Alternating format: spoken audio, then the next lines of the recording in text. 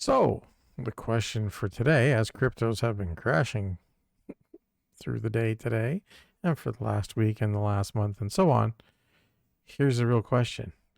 Do cryptocurrencies have real value? You are watching the Old Man Badly YouTube channel. So, here you go. Cryptocurrencies have no real value. Change my mind. I'm waiting. Okay, never mind. I'm not going to wait for you. Let's cut to the chase here. And the chase is really simple, actually. Does cryptocurrency have value? And is it more or less than a pizza? And the reason I asked this question is because as I was working on another video today about the crackdown against cryptocurrency mining as well as cryptocurrency banking in China, one of the things I realized is when I looked at the charts for many different cryptocurrencies, the charts are all the same. Let me show you. So here we are. We're over at CoinMarketCap. CoinMarketCap is like my personal one-stop shop for all things crypto pricing and all things trending and all things tendencies and all that stuff. And let me just refresh just to make sure we're current. Yep. And so the question is this. If individual cryptocurrencies have value, if cryptocurrencies are intrinsically individually valuable, why are the 7-day charts pretty much all the same? And I was thinking about that, and it came to a conclusion that they can't have value because they don't act as individual things. The perceived market price of these things seem to be tied together intrinsically as a concept as opposed to individual value. And let me talk about value. Value is an interesting term. The regarded something is held to deserve the importance, worth, or usefulness of something. There's a pretty solid argument to make that cryptocurrencies have no specific usefulness, or that many of the use cases are somewhat marginal. These non-fungible coins or whatever they are, man, that's wow. Anyway, we'll skip down to verb. Estimate the monetary worth of something. His estate was valued at 45,000, but that was actually valued like there was something in it that was actually worth something. You had a building or a car or something that was worth something that there would be pricing on generally in the market. And it brings that question, do cryptocurrencies in fact have value? And the thing is, because cryptocurrency is not something that can be bought or sold outside of its own realm, the value is only within, the perceived value, I guess, is only within the realm of cryptocurrencies. So what happens is that if you buy a cryptocurrency, let's say you buy a Bitcoin, you plunk down your $33,000 that it takes to buy Bitcoin today. The moment you put that money down and you obtain that coin, the coin in fact has no value. It's not worth the $33,000 you paid for it. It is worth only what the next person will give you for it. You cannot take that coin and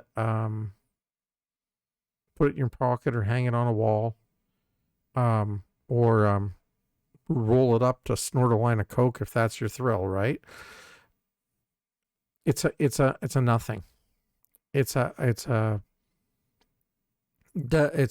digital representation of something that cannot be easily exchanged for anything of value, and that's kind of important. When you look at a currency, US dollar, in my case Canadian dollar, euro, whatever, there is a relative value system where you can trade a dollar, US dollar today, or say 10 US dollars today for a pizza. And very likely you can go tomorrow and trade $10 and still get a pizza, and the day after. And over time, with inflation and stuff like that, it might be a couple of years from now, it might be an $11 pizza. But realistically, there's an exchangeable value. If you have a pizza, you paid $10 for it, it's value, it's food, it's all those things. You got value for your money, shall we say.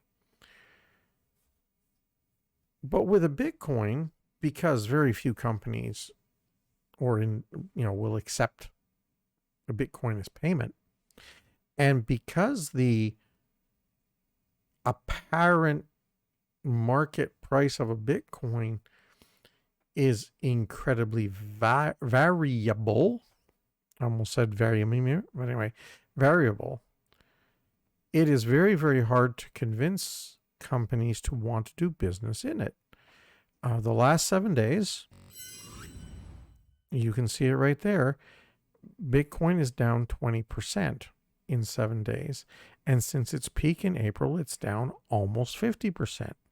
So if you had as an example, because I know this happened, somebody sold a house and the only thing they would accept for the house was Ethereum.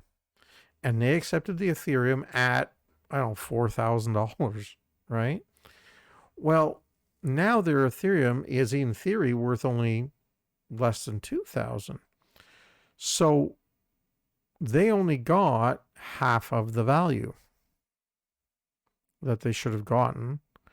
And that half of the value only exists if they can find somebody to actually now buy the Ethereum off of them. Otherwise, they traded their house for smoke and mirrors, basically.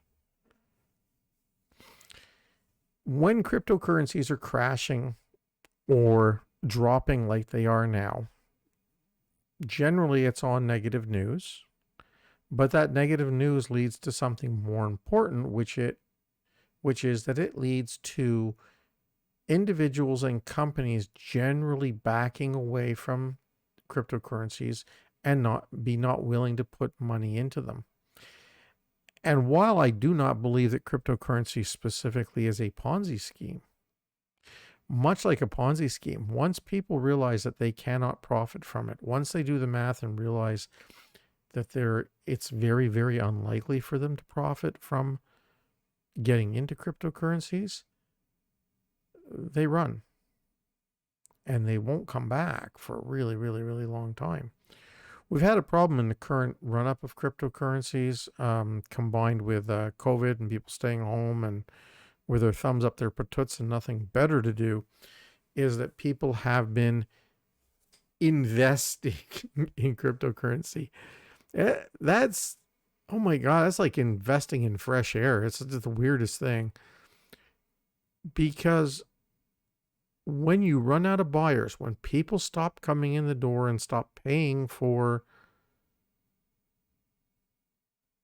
the right to hold Ethereum, you can't sell your Ethereum for a profit anymore. You're going to lose money until you find, and the price will drop until you find somebody who will actually pay you whatever that number is to take over your position in Ethereum. And that's all it is taking a position.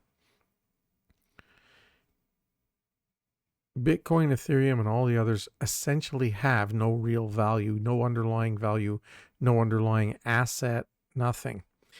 If Bitcoin stopped trading tomorrow, there's no comeback. It's worth nothing. Everybody who owns it, no matter what they think the worth of it is, the reality is it's worth nothing.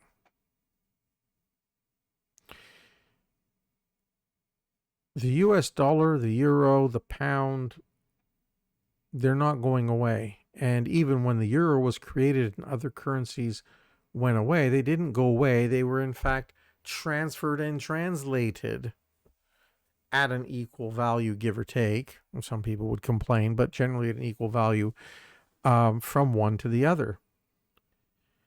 Because there's an intrinsic value. There's a value of the governments behind it. And to a certain extent,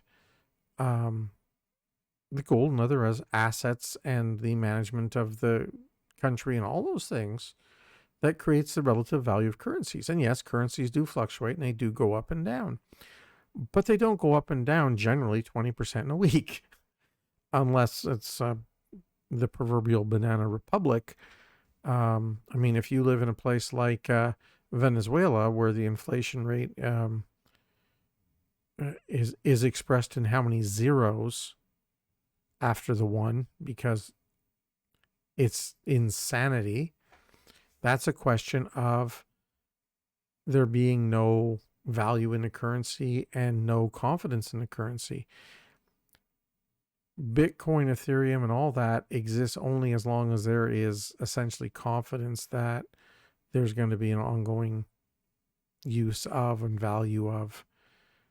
And since very, very few of the cryptocurrencies have any really solid real world use cases, there are some ideas, there are a few things. Ethereum's moving towards supporting certain types of smart contracts that may have some use in the long run. But basically, governments are not going to be interested in tolerating an entire financial system that is 100% out of their reach. Nor is it in your interest. I mean, you may think that it's really cool that you can trade Bitcoin and Ethereum and whatnot and not pay tax and kind of dodge around it. But the reality is, at a certain point, your life and your lifestyle and the life around you, the life that you live, is based on the government having income and being able to pay for those things. And when they can no longer do that, basically the country fails. And then it doesn't really matter how many Bitcoins you own, because there's nothing to convert them into a value. It's sort of simple that way. So I know it's a little bit complicated and I'm kind of going in circles with it trying to explain it, but basically, if you buy a Bitcoin today, 32,855.25 at the moment of recording, June 21st at 10:31 a.m. Eastern Time, for those who wonder. If you buy the coin at that price, you have lost your $32,000 until somebody else comes along and pays you for it. I'll tell you a little side story here before we go, and just to give you an idea of how this works in relative terms. I've been doing internet related stuff since 1980 something, before the internet, when it was all dial up. When the internet came around and turned commercial and you could buy internet domains, I was not the earliest, but I was among the earlier adopters, 96, 97, stuff like that. And internet domains are pretty much exactly like cryptocurrency. At that point, it's like cryptocurrency is today. A lot of speculation, a lot of people buying a lot of things, and the reality is most of them are worthless. Now, my friend Rick Schwartz, aka Webfather, at the time when most of us really didn't have a clue, kept telling us to buy, because it's real estate and all that stuff, and they're not going to make any more, 3-letter or 4-letter .com domains and blah, blah, blah, blah, blah. And he was right. And Rick is an incredibly wealthy man today. He has sold domains for many millions and millions and millions of dollars, and leased and rented them in the interim for many more millions of dollars. And he lives a very good life, and I'm proud of him. Rick is kind guy, really nice, really funny dude to deal with sometimes, but he's good fun. But he saw in this big proposition that has actually very little real value, he saw the little spots that had value in it. And I'm sure that within the cryptocurrency market, there will be some spots where there will be perceived value. And recently, unusual because I haven't really been pushing on it, I have domains I've owned and held since 1996, 97, around there. And in the last 6 months, I've sold 2 of them. Well, sold the rights to them, again, because you rent domains, you don't own them, you just hold them. HODL. And I've had 2 of them transact in the last 6 months, which has been incredibly unusual because I hadn't transacted one for almost 10 years before that. Domain sales are a weird thing. The thing is, the internet domains are only worth 2 things: what people will pay you for them and how much traffic they generate naturally by themselves. So as an example, one of the most famous domain names in the world, sex.com. Don't go there if you're under 18. Okay, thank you. It's a sex.com police. No. Anyway, it's a domain that's got a big, long history. If you go search the internet for the history of the domain, it's incredible. It got borrowed, stolen, purloined. I don't know how you'd call it. It's been sold and resold, and it's a piece of junk. But it has incredibly huge value because of the natural amount of visitors it gets because of what it is. And it has actual value. But if you have a domain that happens to have sex in it, but has 30 other characters in it, it has no value or minimal value because nobody's going to type your 30 characters in to get there.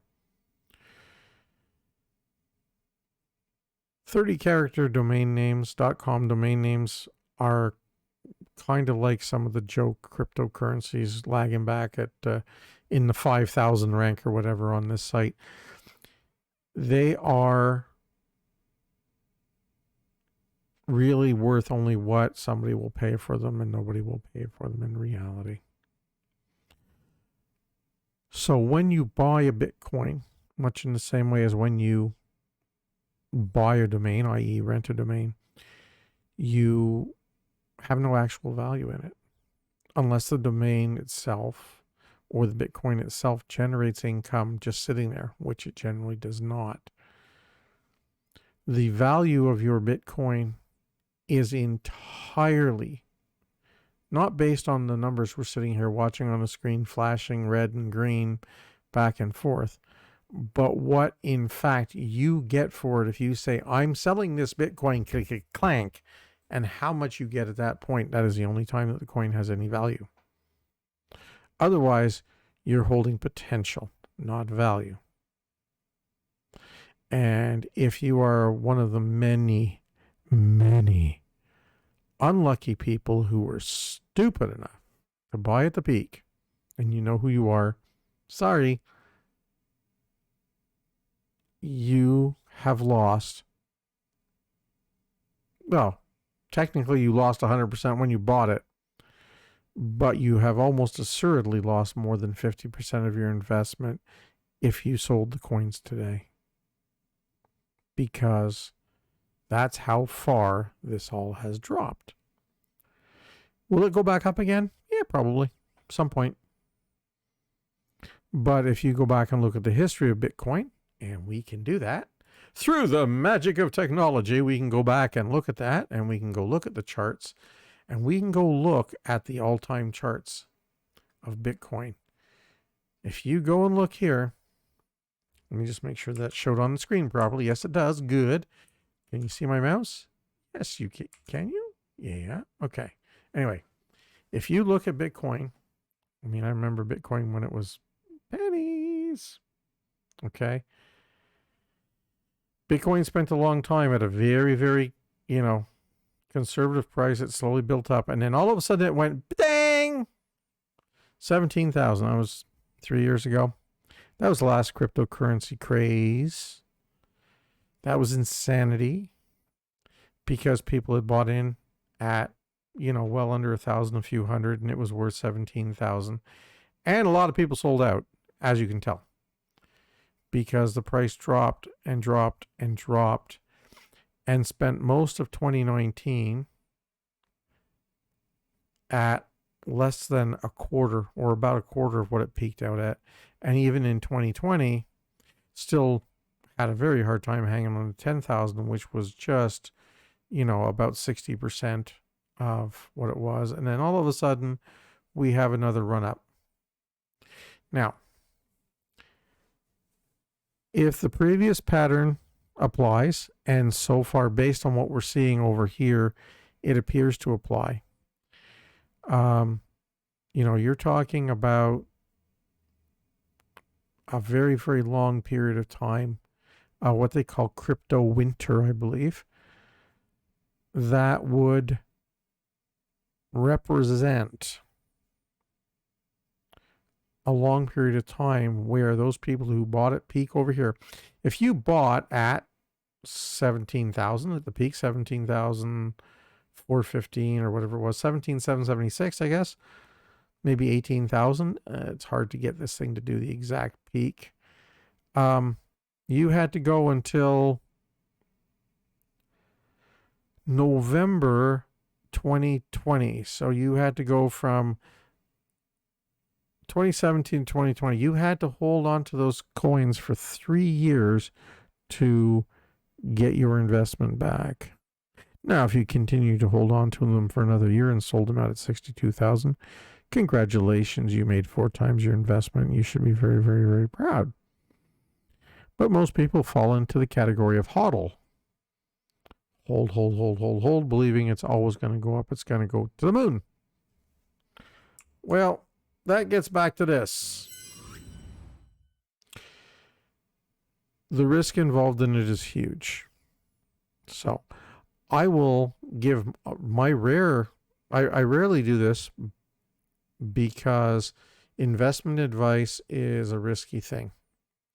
But I will give you, if you already own cryptocurrencies, if you are holding on to cryptocurrencies right now, and you paid less than the current market value, or the current market price, not even value, the current market price, what you can get for the coins. So if you paid $1,000 for Ethereum and it's currently 2,000 and you're holding 100 Ethereum, I have a suggestion for you. Sell enough of your Ethereum to get your original money out. You don't. Ooh, it's the investment police. You don't have to sell it all. Just sell enough to get your original money back so you have no chance of being a loser. If the cryptocurrencies crash tomorrow to nothing, you will be at least break even, and you will be better than probably 90% of the people in the game. And then every month, you can sell a little bit, and you can continue to build up your profits. Or you can, invest a little bit, part back, and buy the dips that you see and resell as when they peak and try to do it that way. But the reality is, if you can put yourself in a position of not having any money in the game, but still holding crypto coins. So if you bought, like I said, if you bought 100 Ethereum at 1,000 and it's 2,000 today, sell 50 of them. Hold on to 50. Those 50 will be your profit at some point, and you will have gotten all your money back. And you can use that money to actually invest in something of value. So, do you think cryptocurrencies have real value? Change my mind. Comment down below. Don't forget to, of course, like, share, subscribe, and all that stuff for this video and for my channel. I do appreciate it. I am a small-time YouTube producer at this point, and I would appreciate your follows, your likes, your comments, and your shares. Thanks very much for watching, and we'll catch you next time with more of my kind of off-the-wall thinking.